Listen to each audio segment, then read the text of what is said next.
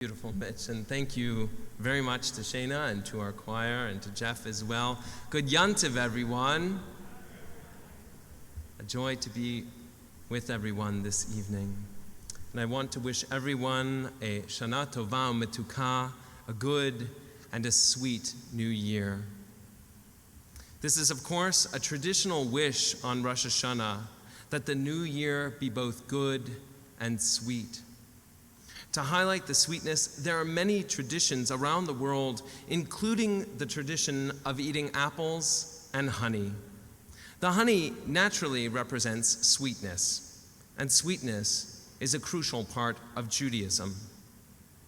The mystical part of Judaism speaks about a concept called Hamtakat Hadin. This is a concept of sweetening the difficulties in life. Difficulties are part of life, yet through our thoughts, words, and actions, we have the power to make life sweeter for ourselves and for others. Later, I will return to the idea of how our view of the world can sweeten our lives. But first, I'd like to focus on another aspect of our tradition of eating apples and honey. I'd like to focus on the apple, or more specifically, I'd like to focus on the tree from which it comes. Many of us know that the blessing over apples is Borei Pri Ha'etz. We thank God for giving us the fruit of the tree. We thank God that there are trees in this world and that from them we can get nourishment and sustenance. It's really quite amazing. Yes, it's true that money doesn't grow on trees, but there are apples and other fruits which do grow on trees. We can just pluck them off and eat them. It's an incredible bracha.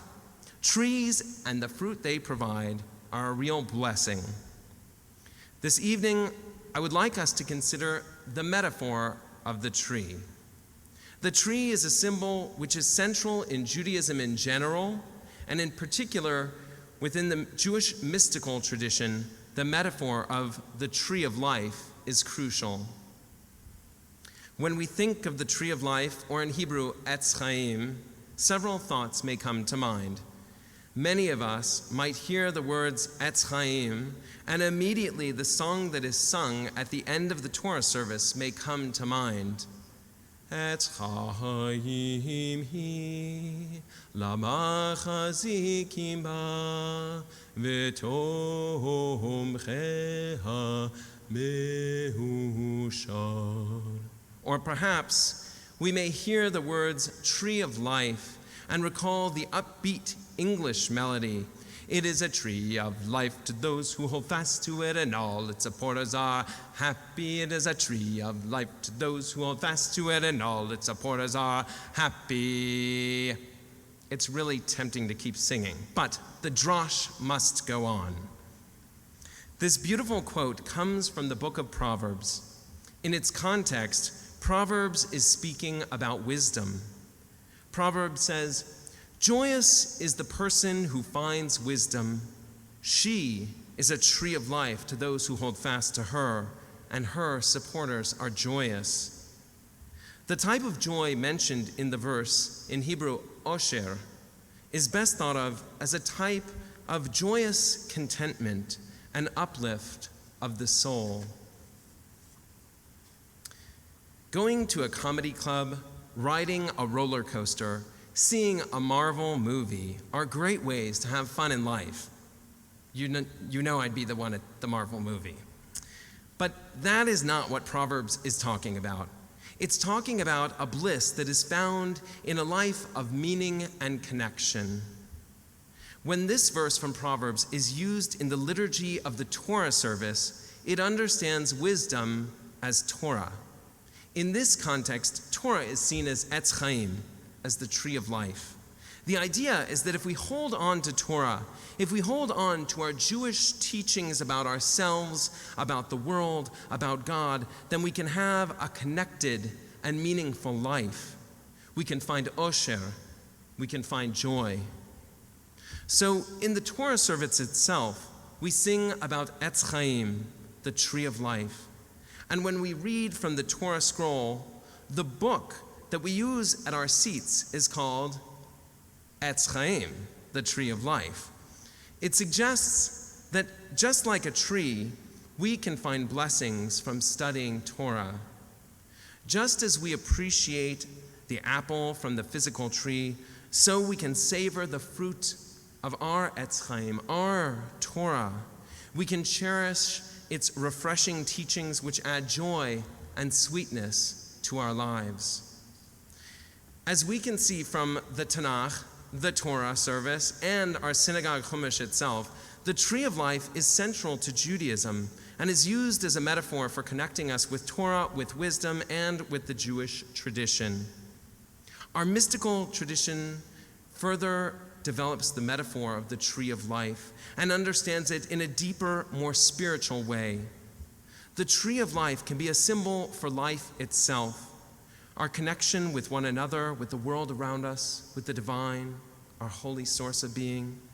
In Jewish mysticism, often the tree is inverted, so that its trunk is above and its branches, leaves, flowers, and fruits are below. The one trunk above represents the oneness of God above, which gives rise to the plurality of the branches, leaves, and fruits, which represent us and the diversity of our world below. It is also worth noting that from a mathematical point of view, there is a little bit of fractal geometry going on in trees, whereby the whole is repeated in the parts again and again. Just as the trunk splits off into many larger branches, so too do the larger branches split off into smaller branches. Let us analyze one of these parts of the tree by thinking about our Jewish family. If Abraham and Sarah are the big branch, then we are the smaller branches, leaves, flowers, and fruit. When we think about the Jewish family, we can think about our connection to all the other branches and all the other leaves. We are part of one big Jewish family that extends well beyond ourselves. One of the ideas that is most meaningful to me is our connection to Jews, no matter where they are in the world or when they live in time. We may feel that we are separate, and in fact the world can present that way. We are each in different places, either in the synagogue this evening or in our homes, but the deeper reality is that we are all joined together. Jewish mysticism emphasizes the unifying connection that undergirds the seeming separation on the surface. Separation can be tough. There are many beautiful parts of creation, and God recognizes that again and again in the beginning chapter of Genesis. Again and again, God says, it is good. But when does God say it is not good, lo tov? Only when there's a feeling of isolation and loneliness. Lo tov heot ha'adam levado. It is not good for a person to feel alone. Part of the power of the Jewish mystical tradition is its ability to remind us of the ways in which we are not alone. If we allow it, Jewish mysticism can remind us of our deep connection with God and with others. When we feel that we are part of a family, we can feel that connection. We are not isolated, detached branches. Rather, we are all connected, all part of this tree of life.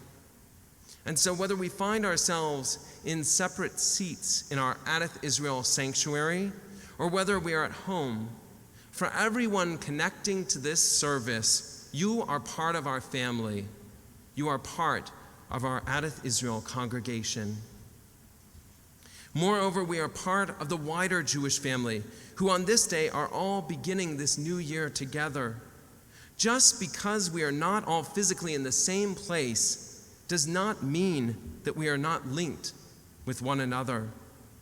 Whether we are in Cincinnati, New York, or LA, whether we are in Mexico City, Paris, or Moscow, whether we are in Haifa, Tel Aviv, or Jerusalem, on this day of Rosh Hashana, we are all connected as we enter this new year together. And as we enter this new year together, we are not only connected with people across the globe, we are also connected across time. On these high holy days, we think of and honor our loved ones who came before us. We are continuing in the pathways of our people. We are upholding the teachings and the heritage of Sarah, our mother, and Abraham, our father. They are the trunk, and we are the fruits of the generations. So we are not only connected to all of our Jewish siblings across space, we are also connected across time. I want us to really feel this connection, this deep and beautiful connection that transcends space-time, this powerful connection with our Jewish family. We are all part of this beautiful Jewish branch, this tree of life. We are all part of Am Yisrael, the people of Israel. It is up to each of us to strengthen the feeling that we are connected. We can take a moment to remind ourselves. We can pray when others are praying. We can listen to the blast of the shofar as Jews have across space and time. And through these actions, we can work to internalize that we are connected to Am Yisrael. The Torah tells us that our connections run deeper still. The Torah strongly and powerfully highlights that we are all part of one single Jewish family, and ultimately, one single human family. Each of the peoples and nations ultimately connect with one another. All of us are children of Eve and Adam. We are all part of one beautiful human family. Adam is the first person whom the Torah talks about, and the Hebrew cannot be more profound. Adam in Hebrew means earthling. Adam from the Adamah, the earthling from the earth. The Torah tells us that we are connected to the earth, and it is from her that we derive. And then the Torah reveals to us that the earth and all its fullness ultimately come from God. God is the source of all, the root and the trunk of this beautiful tree of life. The tree of life is a beautiful way of understanding reality. Through the tree of life, we are all connected with our Jewish family, with our human family, with our world, and ultimately with God. We are reminded that we are not alone in this world. No, we are deeply and profoundly connected. At times, all of us can feel lonely. We may be the only one in our home, or we may be with others and yet still feel alone. But our mystical tradition seeks to remind us of the connections that underlie our lives. And this knowledge of our connection can help lift us up. It can provide us with meaning. It can sweeten life itself like honey. Regardless of where we find ourselves physically on this holiday, we are joined to one another as we enter this new Jewish year together. We can hold on to that connection. We can hold on to the Etz Chaim. It is a tree of life to those who hold fast to it. Those who do can find a life of meaning, connection, and purpose. Those who hold fast to it can find a life of osher, a life of joy. This year, may we deepen our connections with one another. May we deepen our connections to our Jewish heritage and to our Jewish homeland. And may we deepen our connection to the Holy Blessed One. I wish everyone Shana Tova Metuka, a good and a sweet new year.